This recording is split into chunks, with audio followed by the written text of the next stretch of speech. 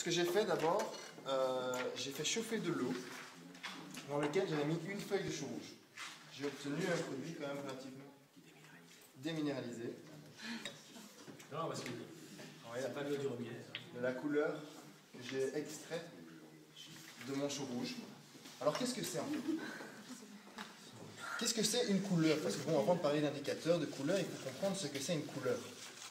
Alors, une couleur, ça fait partie, c'est une onde en fait. C'est une onde qui fait partie du visible. Le visible, il y a d'autres ondes. On va trouver les ondes radar, on va trouver les micro-ondes, les infrarouges, le visible, les ultraviolets, les rayons X. Mais le visible, c'est une gamme d'ondes qui est caractérisée par une longueur d'onde. Une fréquence aussi, donc l'un lié à l'autre directement. Alors, quand on a une couleur bien particulière, c'est parce qu'elle correspond à une onde dont la longueur d'onde est caractéristique. Alors, je m'explique. Peut-on dire le mot longueur d'onde aux enfants? Là, on est entre nous, donc c'est ici le but pour aller plus loin dans les explications. Alors, sur la même longueur d'onde. Voilà. Qu'est-ce que c'est une couleur? J'y reviens. Cette onde, d'abord, elle est une onde lumineuse, elle va arriver d'une source lumineuse, le soleil, dans notre cas par exemple, elle va arriver sur un objet. L'objet, il est composé d'atomes, de molécules. Entre ces atomes, il y a des liaisons. Ok? Cette liaison, ces atomes ont un certain état, un état fondamental stable. Il est capable d'emmagasiner une certaine énergie qui va pouvoir réémettre en vibrant sous la forme d'un ressort où on avait vu tout à l'heure la liaison. Ok? Il ne peut cependant pas absorber n'importe quelle énergie. Il faut une énergie bien particulière pour passer d'un état stable à un état excité.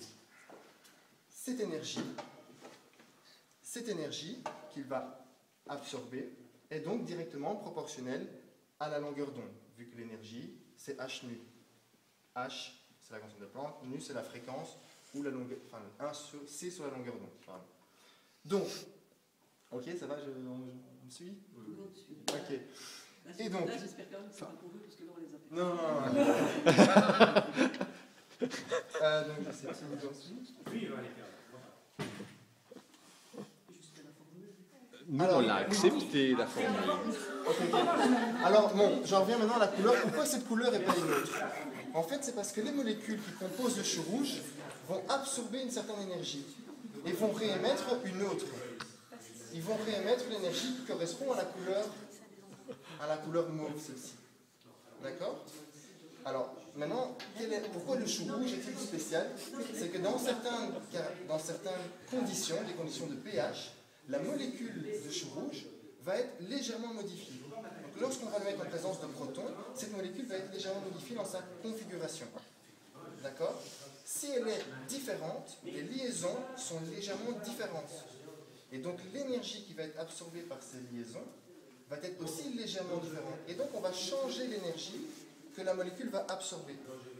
Si on change l'énergie qu'elle va être absorbée, on va aussi changer ce qu'elle ne va pas absorber et qu'elle va réémettre jusqu'à notre œil. Et donc, si je place, je vais prendre celui-là comme référence, si je place mon chou rouge dans différentes conditions, alors par exemple, je vais rajouter ici un peu de vinaigre.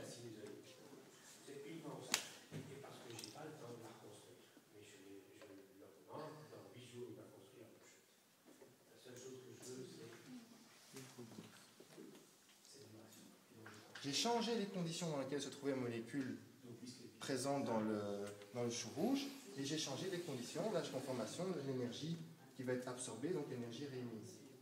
Je vais encore stop. Allez, qui va goûter maintenant?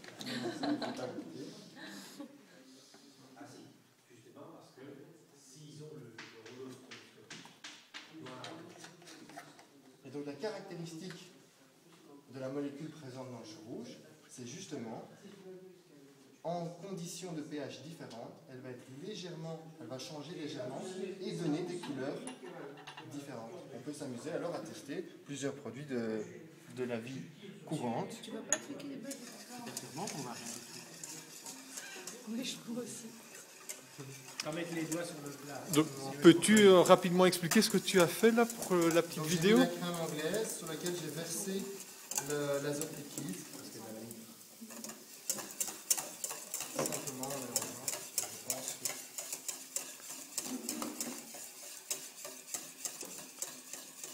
C'est une belle séquence de Harry Potter.